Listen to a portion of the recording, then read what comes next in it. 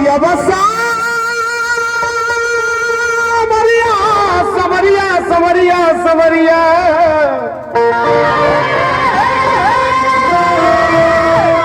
समरिया समरिया रे मुरसा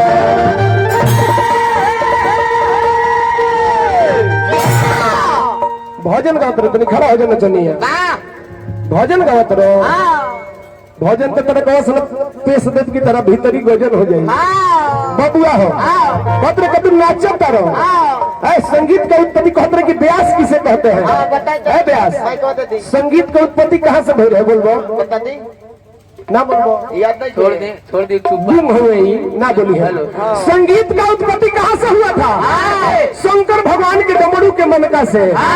उस संगीतवा जब डमरुआ से निकलल एगो गीत भी भई रहे, एगो संगीत भी भई रहे, एगो नाच भी भई रहे। गीतवा कौन रहे जानतनी? हम बोल के बतावतनी, अब तू गूगल पर से निकाल के अगर पढ़ के सुना दे तो दीपक भैया साटा के 1 रुपया नहीं लेंगे। मेरा नाम मिथुन पांडे है।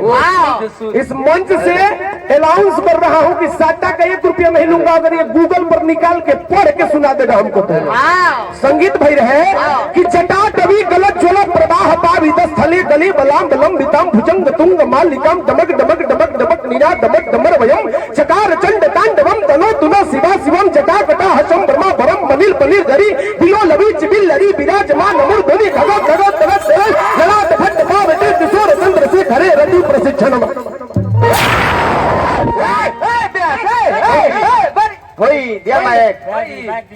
खाली 10 चेयर नाच भई रहे जनक नाम रहे गोरथैया के नाच।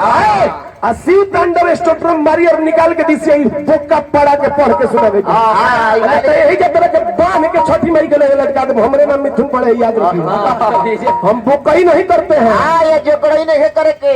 अरे बाबू रे जोकड़ई चली चल बाबू वही तरह से ब्यास भइल बरो।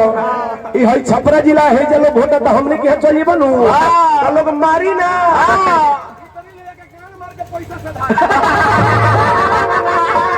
पैसा लेकिन सधाइबे करी जो करी बना छोड़ी। बबुआ खाल हो जाना चनिया हर की सासु का ना कोसी है। व्यासगिरी करे आई बड़ा तो कुछ नीमन बात कहो आना तो हई लोग माफ कर दी हो तो एकदम डाल के दूसर का पड़े निकाल दी है। लेके चल गई है। हाँ अरे कि सासु दाना कोसी है। अरे हई नदिया देखी के हंसी है। अरे हो बोलनुआ तोहरा कौन चीज तो बिना छिलले बसवा हंसी है।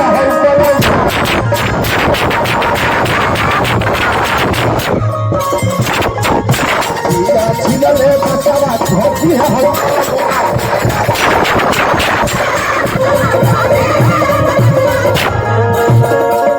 छोटा है कि मोटा ये बात में बुझाएगा। छोटा है कि मोटा ये बात में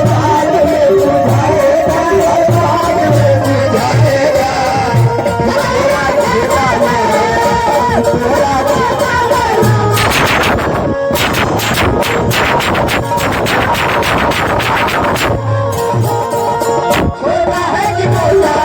बात में बुझाएगा। तेरा जीवन तेरा छोटा है कि मोटा ये बात में बुझाएगा।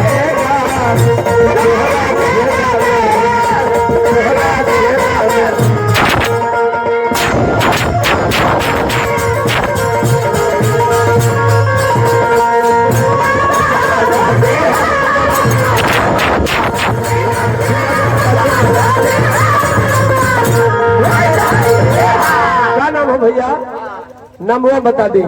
पशुपति राय पशुपति राय पशुपति जो कि देकर नाम बने पशुपति नाथ।